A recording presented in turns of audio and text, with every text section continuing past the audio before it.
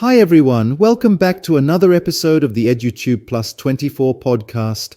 I'm your host, Soda Pitch, and I'm so happy you're here with me today as we continue on our journey to mastering the English language, one step at a time. Now let me ask you something. Have you ever listened to native English speakers and thought, wow, they're speaking so fast, or I didn't understand a word they said? If so, you're not alone. This is something nearly every English learner experiences, especially when they're just starting out.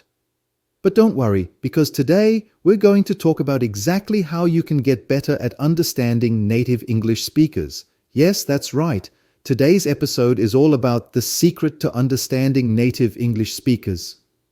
We're going to cover what makes native speech sound so fast, why it's often tricky to understand, and what you can do to catch up. I'm going to share some helpful tips and strategies, along with examples that will make things clearer for you. By the end of this episode, you'll feel much more confident when you're listening to native speakers, whether in conversations, movies, or podcasts like this one. So get comfortable, grab your favorite drink, and let's get started. Let's jump into the first challenge that most English learners face when they listen to native speakers. It's the speed, right? It can feel like they're speaking 100 miles per hour. But here's a little secret. Native speakers aren't necessarily speaking faster than you. They're just using some shortcuts that make the language flow smoothly. These shortcuts are a part of something called connected speech. Connected speech is when words blend together, making it sound like they're one long word instead of individual words. Let me give you a few examples. What do you want to do? A native speaker might say this like, "What do you want to do?" All the words connect into one smooth phrase. What do you becomes what do you, and want to becomes wanna. Another example is, I am going to go now. This could sound like I'm gonna go. The going to shortens to gonna, making the sentence faster. You see how these phrases change when native speakers talk? The words blend together, making them hard to catch if you're expecting to hear every individual word clearly. Here's my tip. To improve your listening skills, try listening to short clips of native English conversations or shows. Focus on how the words connect and flow together. You don't need to understand every word right away. Just try to get used to the rhythm of native speech. With time, your brain will start picking up on these patterns naturally. The next secret to understanding native English speakers is contractions. I call this the native speaker's favorite shortcut. Native speakers love contractions because they make sentences shorter and smoother to say. Instead of saying two words separately, they combine them into one. Here are some common contractions. I am becomes I'm. She will becomes she'll. They are becomes there. Now let me break this down with a simple example for you. She is going to call you tomorrow. A native speaker might say, she's going to call you tomorrow. In this case, she is becomes she's and going to becomes gonna. Another example would be, we are going to the park. This might become, we're going to go to the park. The contraction we are shortens to we're. Did you notice how the contractions speed up the sentence? This is completely natural for native speakers, but it can make things tricky and harder for you if you're not used to it. My tip here is to pay attention to contractions when you listen to English and try to practice using them in your own speech. It will not only make you sound more natural, but it will also help you understand native speakers much better. Now let's move on to another trick native speakers use, and this is called the art of dropping sounds. In other words, this just means reduction or dropping sounds. In natural speech, some sounds get dropped or reduced, especially when words are spoken quickly. For example, instead of saying, I am going to the store, a native speaker might say, I'm going to the store. Notice how the G sound at the end of going is dropped and to becomes a softer ta sound. Let me give an example. I want to eat pizza. This might sound like I want to eat pizza. Here, want to becomes wanna, making the sentence quicker and smoother. Here's another example. We have got to leave. This might sound like, we've got to leave. Again, the words are reduced and connected. So, my tip for this is, don't worry too much about catching every sound. Instead, you just need to focus on the context of the conversation. Often, even if a word is dropped or reduced, you can still understand the meaning by paying attention to the surrounding words and the situation. Secret number 4, understanding multi-word phrases. I'm sure you know what I mean by multi-word phrases, right? This just means phrasal verbs. They are just a combination of a verb and one or two other words. Usually, prepositions that change the meaning of the verb.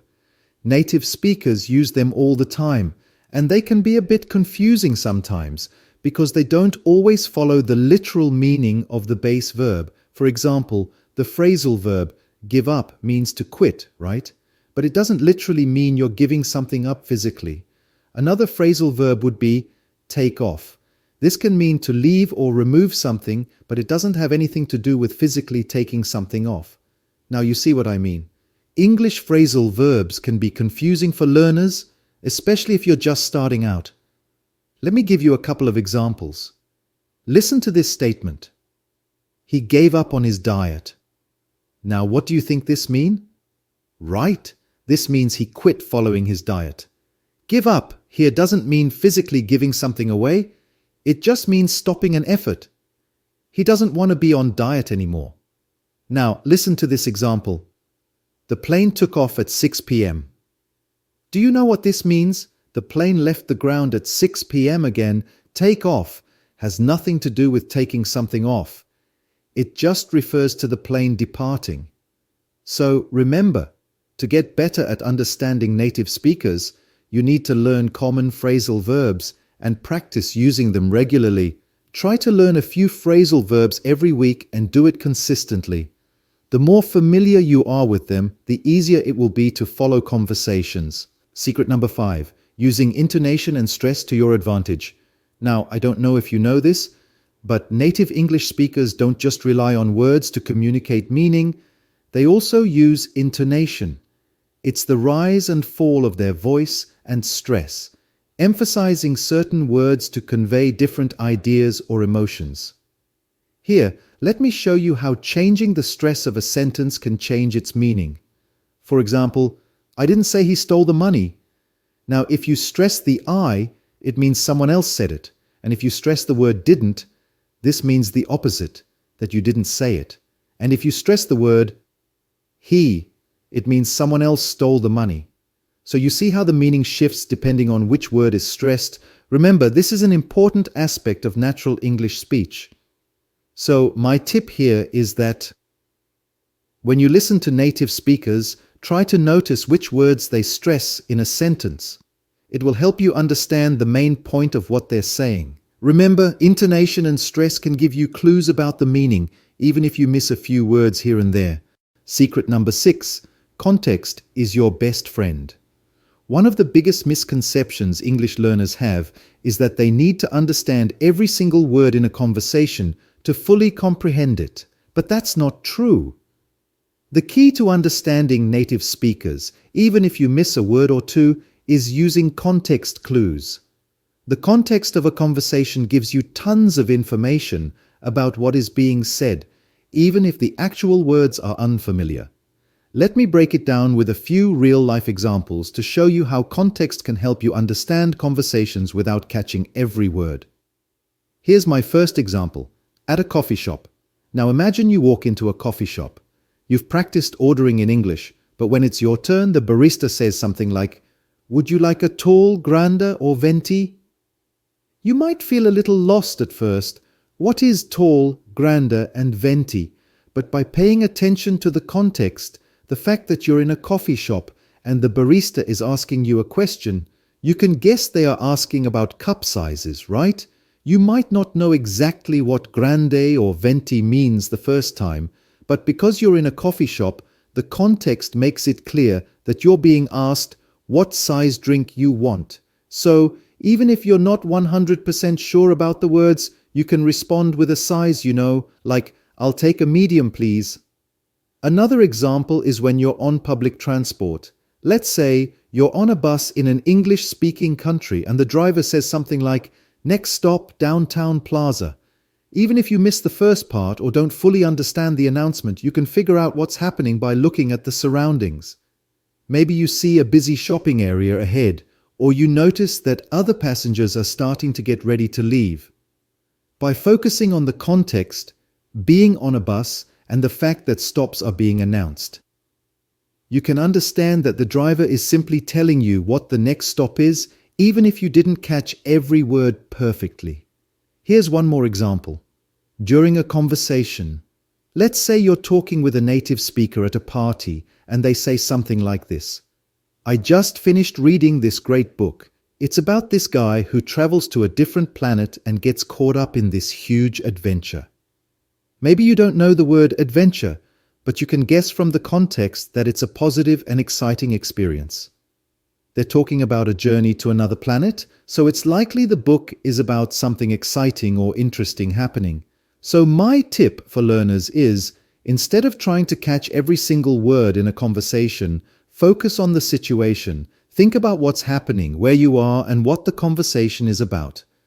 This will help you understand the gist or the main idea, even if you miss a few details.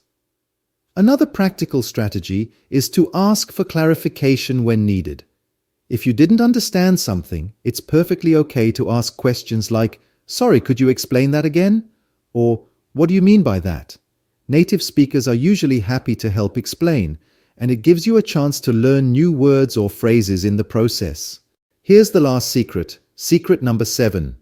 Exposure is the key to mastering native speech. One of the most powerful tools for learning any language is simply spending more time around it. That is what I mean by exposure. The more you listen to native English, the more familiar it becomes. Think of it like training your brain to get used to the sounds, the rhythm, and the patterns of the language. Let me give some real-life examples of how you can increase your exposure to English and why it makes such a big difference. For example, let's say you're watching TV shows and movies. One of the easiest ways to expose yourself to natural English is by watching TV shows and movies, right? This is a fun way to hear how native speakers talk in real-life situations. Start by choosing a TV show or movie you enjoy and try watching it in English with subtitles. For example, if you watch a scene from the movie Harry Potter where characters are having a casual conversation, you'll notice they speak quickly and use a lot of everyday expressions. At first, it might be hard to keep up, but the more you watch, the more you'll start to recognize common words and phrases. You'll begin to understand how native speakers pronounce words and how they use them in different contexts. So my tip here is that if a full movie seems overwhelming, start small. Watch short YouTube clips or even re-watch scenes with subtitles to help you pick up the vocabulary and understand the flow of conversation. Another example is listening to music. This is another fantastic way to expose yourself to English is through music. Songs are full of interesting language and they can help you learn new vocabulary and phrases. When you listen to songs, you're training your ear to hear English in a natural, enjoyable way. Let's take the popular song called Shape of You by Ed Sheeran. Some of the lines go something like this. I'm in love with the shape of you. Or, we push and pull like a magnet do. Songs like this use common English phrases, but they also show you how native speakers play with words. Even if you don't understand every lyric right away, listening to songs repeatedly helps your brain absorb the language. Eventually, you'll start to recognize key phrases and even learn how to sing along. So again, my tip is, try looking up the lyrics to your favorite English songs and try to sing along. This will help you get used to the sounds and rhythm of English. Plus, it's a fun way to practice. Another example would be podcasts and audiobooks. Podcasts, like this one, and audiobooks are great tools for building your listening skills. The advantage of podcasts is that you can listen anywhere, on your way to work, while exercising, or during a break. Audiobooks, on the other hand, allow you to hear how stories and ideas are expressed naturally. For example, if you listen to an audiobook of a simple novel like The Alchemist by Paulo Coelho, which has been translated into English, you'll hear how different characters speak and how the narrator brings the story to life with tone and intonation. This not only helps with vocabulary, but also teaches you how English is used in storytelling. Why exposure is so important? Let me give you an analogy. Think of learning English like learning to ride a bicycle. The first time you try, it's difficult. You might fall and it feels unnatural. But the more you practice, the more confident you get. Your brain starts to adjust and eventually riding becomes automatic. You don't have to think about it anymore. It's the same with understanding native speakers. At first, the speed, the contractions, and the slang might confuse you. But the more you expose yourself to natural English, the more comfortable you'll become. Over time, your brain will adapt and you'll start to understand native speakers more easily.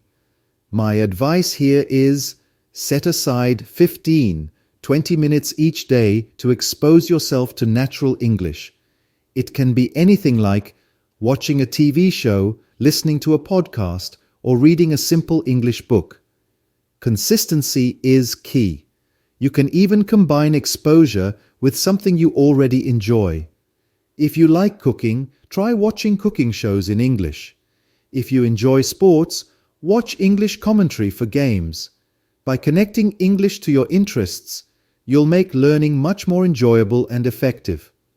So, remember, the more exposure you get, the faster your brain will adjust to the language.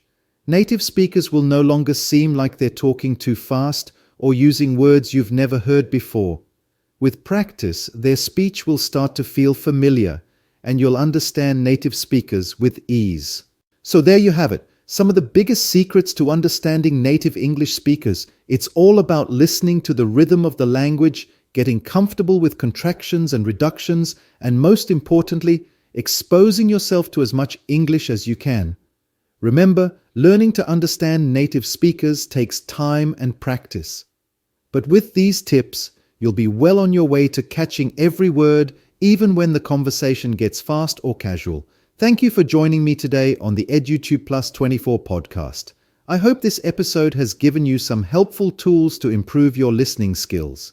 If you enjoyed this episode, don't forget to subscribe, share it with your friends, and leave a review. And as always, keep practicing, keep exposing yourself to English, and remember, the more you listen, the better you'll get. Every little bit counts. I'll see you next Sunday at 7 p.m. for another exciting episode of the EduTubePlus24 podcast. Until then, have a fantastic week and keep learning.